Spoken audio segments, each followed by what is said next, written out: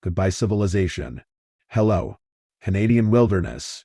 I boarded the bus to camp with my book, only for it to be snatched from my grasp.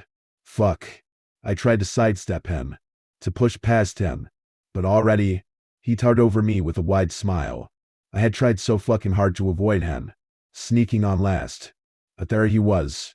The camp counselor, a smug-looking guy with dark blonde hair, sat next to me, waving my book, The Horror at Camp Jellyjam. He laughed.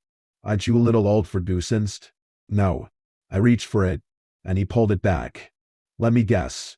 They all die at the end? Wait. No. They're dead or in a time loop. I didn't speak. I couldn't. If I did, I was going to puke.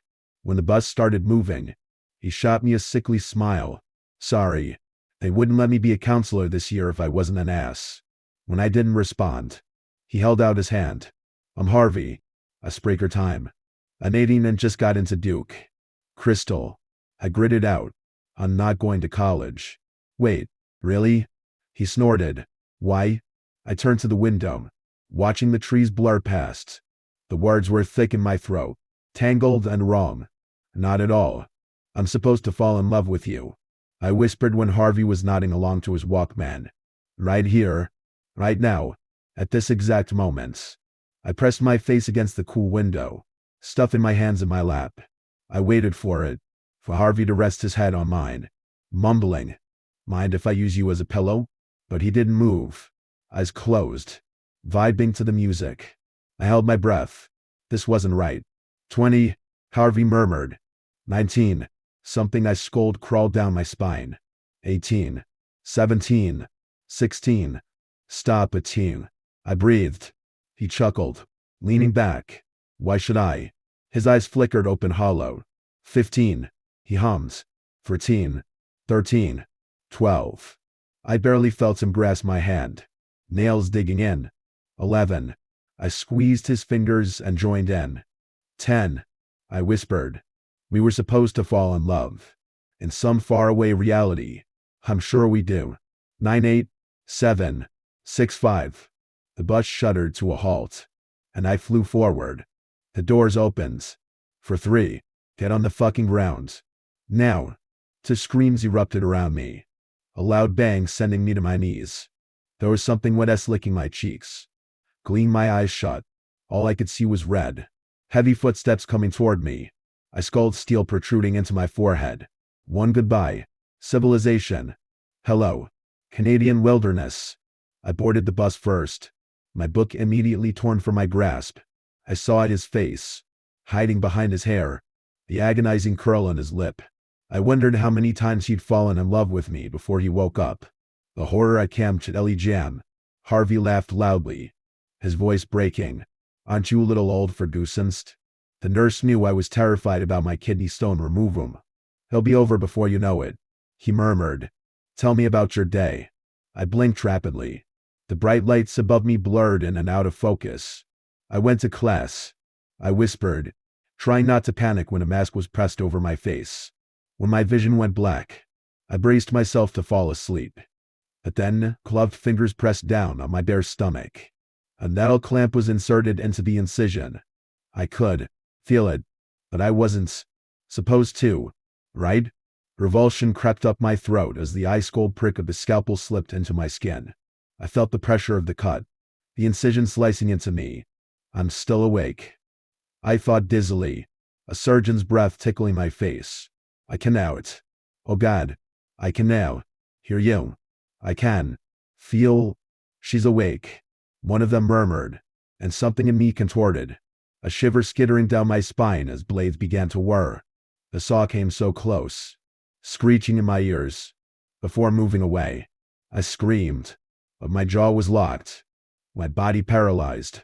When pain erupted, I was too aware I was being sliced open, my blood seeping down my skin, my thoughts unraveling, screaming in time with the blades. The patient must be awake as a form of consent due to them being a minor, he said, over the sound of the saw cutting through me, slicing me apart.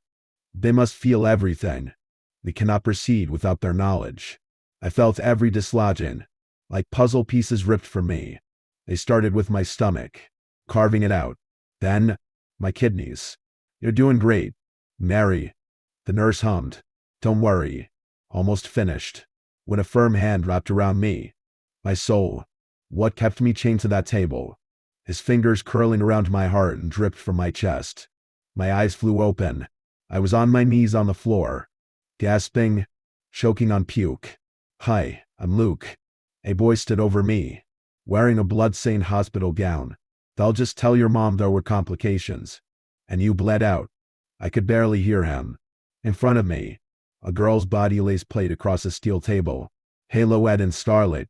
The cavernous nothing that used to make her up was hollowed out. It was me, the 100th minor. Luke murmured. I was the 50th. For what? I watched in her central room carrying a white box. Inside, a giant, bulbous, dog-like creature took up the whole room. Bleeding darkness with gnashing teeth.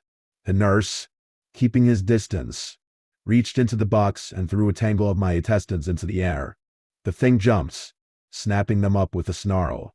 Luke's gaze darkened. It feeds on our mental pain of being awake. Then it enjoys us physically. He gestured to the thing chained to the wall. Meet fucking princess. I'm not going to tell you my name. If you recognize the way I talk from my old videos, keep it to yourself. I don't want any more messages. I don't want any more theories. I just need to get this out. And then I'm done with social media. Back in 2017, I was a YouTuber. Not a huge one. But I pulled in good numbers, hundreds of thousands of views. Sometimes millions.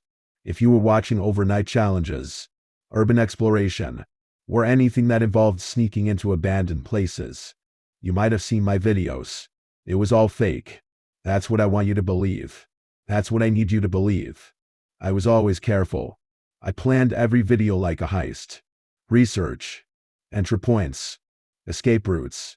But in May of 2017, I got cocky. I wanted something bigger. Something that would go viral. 24 hours in an abandoned mall, it sounded perfect. I found the Cole Plaza shopping mall. Closed in 2013. Mostly intact.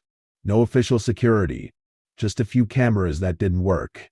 I brought my gear, a flashlight, night vision camera, some food, and a battery pack.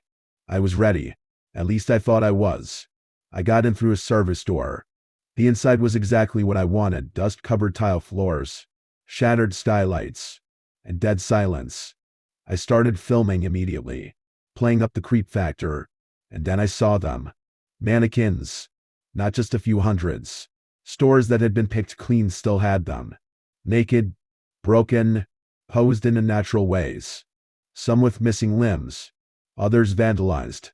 A few were arranged in groups, like they were mid-conversation. I joked about it on camera. Something about how this was the real mannequin challenge. I even moved a few, positioning them in weirder poses for later shots. I shouldn't have touched them. By 2 a.m., I was settled in the food court. The air smelled stale, like old grease and mold. I was filming a menu which was still lit up when I heard footsteps. Not the echo of my own, someone else's. I killed my light. Silence. Then, a faint plastic scrape. I turned my camera toward the sound, slowly raising the brightness. The mannequins had moved. Not a lot, just a few inches. And I knew where they'd been before. I checked the footage. One near the escalator had its arms on its sides, and 3 hours ago. Now, one hand was reaching forward. I laughed. I was nervous, and I convinced myself it was nothing. Maybe I bumped it earlier. Maybe my memory was bad. I went back to filming. At 3:15 a.m., my camera shut off. The battery was charged. It shouldn't have died. I grabbed my phone and turned on the flashlight. The mannequins were closer. The one by the escalator was now on the first step. I don't remember getting up. I don't remember running. 1 second I was sitting, and the next I was at the other end of the food court, panting like I'd just sprinted a mile. I wasn't alone anymore. Something moved in my peripheral vision. A head turned. Plastic slammed the ground. I bolted. I didn't look back. I didn't stop filming. Not until I was outside, gasping for breath. My camera was still dead, but my phone had the footage. I never uploaded it. And I checked the files the next day. They were corrupted. Every single one. The only thing that remained was a still frame from the food court, a blurry shot of me, sitting on the floor, and something behind me. A mannequin. No head. No arms. Just standing there. I never went back. I stopped making videos. My channel died. Maybe that was for the best. I don't care if you believe me. Just don't go looking for Cove Plaza. I don't like being watched.